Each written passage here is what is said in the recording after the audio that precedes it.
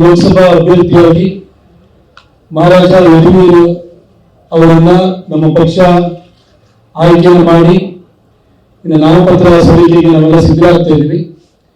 ಈ ಸಂದರ್ಭದಲ್ಲಿ ಮಹಾರಾಜರಾಗಿ ಯದುವೀರ್ ಅವರು ನಾಡಿಗೆ ಪರಿಚಿತರಾದರೂ ಕೂಡ ಅವರು ಬಿಜೆಪಿ ಅಭ್ಯರ್ಥಿಯಾಗಿ ಜನಕ್ಕೆ ಪರಿಚಿತರಾಗಬೇಕು. ಅವರ ಚಿಂತನೆಗಳು, ಅವರ ಆಲೋಚನೆಗಳು, ಅವರು ಈ ಕ್ಷೇತ್ರದ ಬಗ್ಗೆ ಇಟ್ಕೊಂಡಿರುವಂತಹ ಕನಸುಗಳ ಬಗ್ಗೆನೂ ಕೂಡ ಜನಕ್ಕೆ ಮನವರಿಕೆಯನ್ನು ಮಾಡಿಕೊಳ್ಬೇಕಾಗುತ್ತೆ, ಅವರ ಆಶೀರ್ವಾದವನ್ನು ಕೇಳಬೇಕಾಗುತ್ತೆ.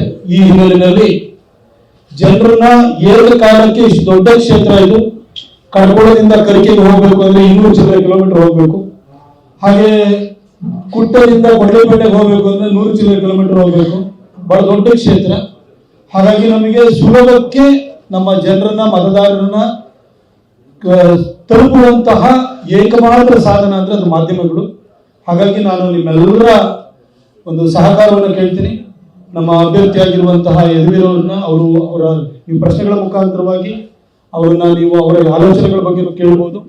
ನೀವು ಅವರ ವಿಚಾರಗಳನ್ನ ಜನಕ್ಕೆ ತಲುಪಿಸುವಲ್ಲಿ ನಿಮ್ಮ ಸಹಕಾರವನ್ನು ಕೇಳ್ತೀನಿ. ಈಗ ನಾನು ಬೈಕನ್ನ ಯದುವೀರ್ ಲೋಕಸಭಾ ಅಭ್ಯರ್ಥಿಯಾಗಿ ಮಹಾರಾಜ ಯದುವೀರ್ ಅವರನ್ನ ನಮ್ಮ ಪಕ್ಷ ಆಯ್ಕೆಯನ್ನು ಮಾಡಿ ಇನ್ನು ನಾಮಪತ್ರ ಸಲ್ಲಿಕೆಗೆ ನಾವೆಲ್ಲ ಸಿದ್ಧರಾಗ್ತಾ ಇದ್ದೀವಿ. ಈ ಸಂದರ್ಭದಲ್ಲಿ ಮಹಾರಾಜರಾಗಿ ಯದುವೀರ್ ಅವರು ನಾಡಿಗೆ ಪರಿಚಿತರಾದರೂ ಕೂಡ ಅವರು ಬಿಜೆಪಿ ಅಭ್ಯರ್ಥಿಯಾಗಿ ಜನಕ್ಕೆ ಪರಿಚಿತರಾಗಬೇಕು. ಅವರ ಚಿಂತನೆಗಳು, ಅವರ ಆಲೋಚನೆಗಳು, ಅವರು ಈ ಕ್ಷೇತ್ರದ ಬಗ್ಗೆ ಇಟ್ಕೊಂಡಿರುವಂತಹ ಕನಸುಗಳ ಬಗ್ಗೆನೂ ಕೂಡ ಜನಕ್ಕೆ ಮನವರಿಕೆಯನ್ನು ಮಾಡಿಕೊಳ್ಬೇಕಾಗುತ್ತೆ, ಅವರ ಆಶೀರ್ವಾದವನ್ನು ಕೇಳಬೇಕಾಗುತ್ತೆ.